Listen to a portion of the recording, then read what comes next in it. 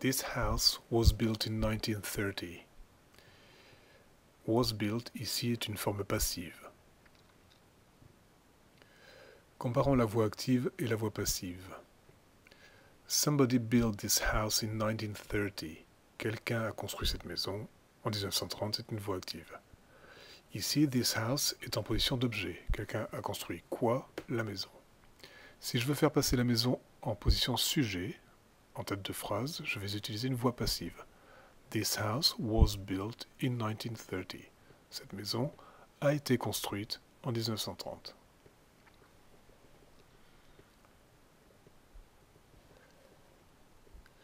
On utilise la voix active pour dire ce que fait le sujet. Ici, my grandfather was a builder. He built this house in 1930. Il a construit cette maison. Voix active pour dire ce que fait le sujet. À l'inverse, on utilise la voix passive pour dire ce qui arrive au sujet. Si je parle de la maison, the house is quite old. It was built in 1930. Elle a été construite en 1930. La voix passive est là pour dire ce qui arrive au sujet. It's a big company. It employs 200 people. Je parle de l'entreprise qui emploie 200 personnes. Voix active, ce que fait le sujet. Elle emploie 200 personnes. À l'inverse, 200 people are employed by the company. Voix passive pour dire ce qui arrive au sujet. Quand on utilise la voix passive, l'auteur de l'action n'est pas toujours mentionné. Il peut être inconnu ou sans importance. Dans cet exemple-ci, a lot of money was stolen in the robbery. On ne connaît pas l'identité des voleurs. Somebody stole it, but we don't know who. Is this room cleaned every day?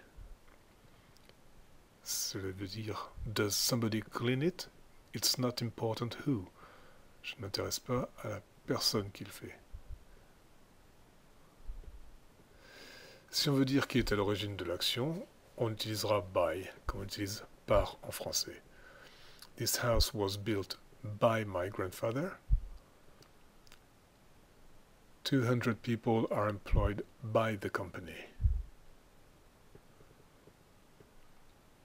La voix passive se construit avec, d'abord, l'auxiliaire être, que l'on aura dans ce cas-ci au présent ou au passé. Dans l'exemple 200 people are employed by the company, on a une phrase au présent, l'auxiliaire être est au présent. This house was built by my grandfather. Ici, l'auxiliaire être est au passé. La phrase est au prétérit. Ensuite, on a le verbe au participe passé. Le participe passé, c'est la terminaison ed pour les verbes réguliers, comme pour le prétérit. Pour les verbes irréguliers, ce sera la troisième forme dans les listes que l'on apprend par cœur. To build, built, built. La troisième forme, c'est le participe passé. Donc ici, j'ai 200 people are employed by the company, le verbe employ au participe passé, ed, parce que c'est un verbe régulier. This house was built by my grandfather, la troisième forme du verbe build, le participe passé. Au présent simple, on le repère au verbe à la voix active, le verbe clean, build, qui prend un S à la troisième personne du singulier. Somebody cleans this room every day. On a une phrase au présent simple. À la voix passive, elle sera également présent simple. C'est l'auxiliaire être qui portera la marque du temps. Am, is ou are au présent, alors que le verbe sera au participe passé. Attention, le verbe n'est pas au prétérit, c'est du participe passé. This room is présent, cleaned, participe passé, every day.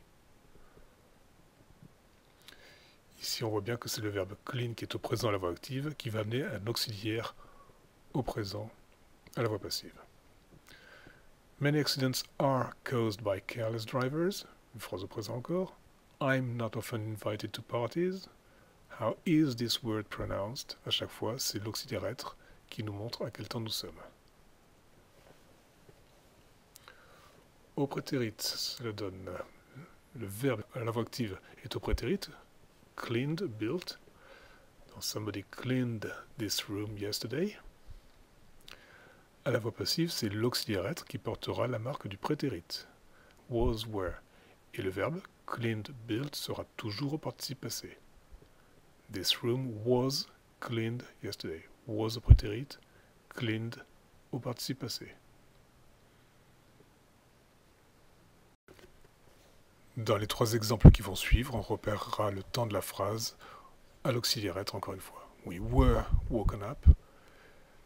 I wasn't invited. Was stolen. L'auxiliaire être au prétérit dans les trois cas.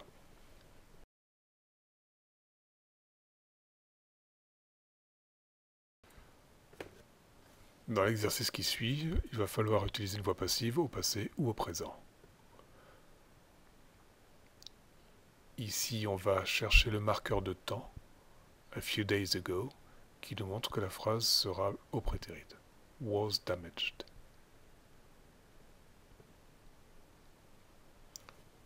Pas de marqueur de temps dans cette phrase, il s'agit d'une vérité d'ordre général.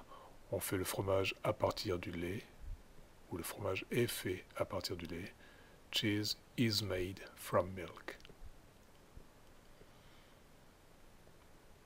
Le marqueur de temps ici porte sur le verbe de la seconde phrase. Why didn't you go? On voit bien qu'on est au prétérit. Tu étais invité au mariage, voix passive. You were invited. Ici, le marqueur de temps se trouve sur le premier mot, sur there is no need. On est au présent. Le service est inclus. Il n'est pas nécessaire de laisser un pourboire. Service is included. Prétérit ou présent ici aussi, mais il va falloir choisir entre voix active et voix passive. Une vérité d'ordre général ici, l'eau recouvre la majorité de la surface de la Terre. Voix active ici, au présent simple, water covers most of the Earth's surface. Phrase formulée légèrement différemment ici, et on voit que l'on a by water, donc by nous montre qu'on est à la voix passive, mais toujours au présent, is covered by water. The park gates, ici l'indicateur de temps ce sera le every evening, qui montre que ça se passe tous les soirs, donc un présent simple. The park gates are locked. Deux marqueurs de temps évidents dans la phrase qui suit, a week ago et yesterday, qui nous indiquent que nous sommes au prétérit. La première partie est à la voix passive, was posted. La seconde partie est à la voix active, it arrived.